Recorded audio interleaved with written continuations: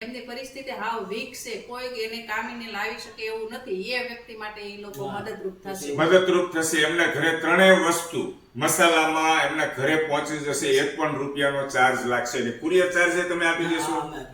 ઘણી વાર એવું બનતું હોય છે દોસ્તો કે 500 ગ્રામ 1 કિલો મરચું પાવડર લેવું હોય ને તો પણ આપણી પાસે પૈસાની વ્યવસ્થા ન હોય.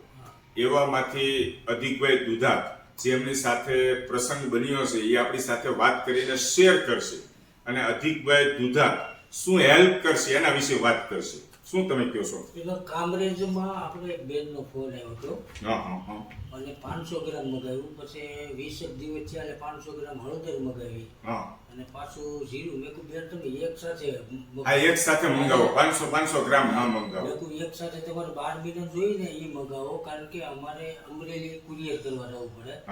બરોબર. અને 500 ગ્રામના પહેલા નંબરમાં તમે પેકેટ બનાવતા નથી.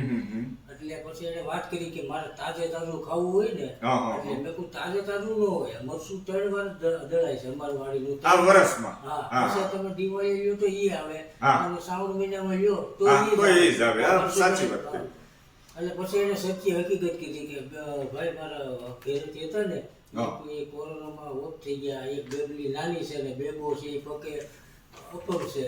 એટલે કે હું કેટર્સનું કામ કરું છું, પૈસા જ્યારે મારી પાસે આવે ત્યારે એ રીતે હું ખરીદી કરું. એટલે પછી એ બેનનું તો 12 મહિનાનું હતું લેવાનું તો એ લેવાઈ ગયું. અને પછી બેનને કઈ મેં વાત ન કરી. પણ તમારા મારફત હું એક વાત કરવા માંગુ છું કે કોઈ બેન એવા હોય વિધવા અને ખરીદી કરી શકે એવા ન હોય અને આવી રીતની પોઝિશન હોય હકીકતમાં, સચ્ચી હકીકતમાં, તો એ બેન મને પર્સનલ મેસેજ કરી અને વાત કરીએ કે તો હું એને ઘરે મરચું, ધાણા જીરું, હળદર 12 મહિનાનું ત્યાં પોસ્ટ કરી દઉં. કુરિયરનો ચાર્જ એને દેવાનો નથી. તો બધું સચ્ચી હકીકત હોવું જોઈએ. મરચું પાવડર, હળદર અને ધાણા જીરું એમને ફ્રીમાં એના ઘરે મોકલી દે. એની ઘરે મોકલી દેવું. કોઈ વિધવા બેન એવા હોય કે જે એની માથે જ હોય, એનું ગુજરાન આવતું હોય, ઘરે કોઈ કામ કરેવાનું હોય, કોઈ જાતનો આવકનો સ્ત્રોત. વાહ ભાઈ વાહ દોસ્તો, હું સમજી ગયો. અધિકભાઈ દુધાતે ખૂબ સરસ વાત કરી.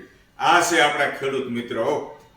ખેડૂત મિત્ર પાસેથી ખેતીવાડીમાંથી સીધું આપણા ઘરે અહીંયા આવે, ખેડૂત પાસેથી આપણા ઘરે મરચું પાવડર આવે, એવા આપણે પ્રયત્ન કરવાના છે. અધિકભાઈ દુધાતની વાત મને ગમી. વાત કરી કે વિધવા બહેનો જેમની પરિસ્થિતિ ખરેખર શું તમે શું કહેવા માંગો છો? એમની પરિસ્થિતિ હાવ વીક છે, કોઈ એને કામીને લાવી શકે એવું નથી, એ વ્યક્તિ માટે એ લોકો મદદરૂપ થશે. એમના ઘરે ત્રણેય વસ્તુ મસાલામાં એમના ઘરે પહોંચી જશે. 1 પણ રૂપિયાનો ચાર્જ લાગશે નહીં. કુરિયર ચાર્જ તમે આપી દેશો. એટલે ઈમાનદારીથી, નીતિથી જે ખરેખર 1 કિલો મરચું પાવડર લઈ શકે એવી મારી વિધવા બહેનો માટે છે ખાસ.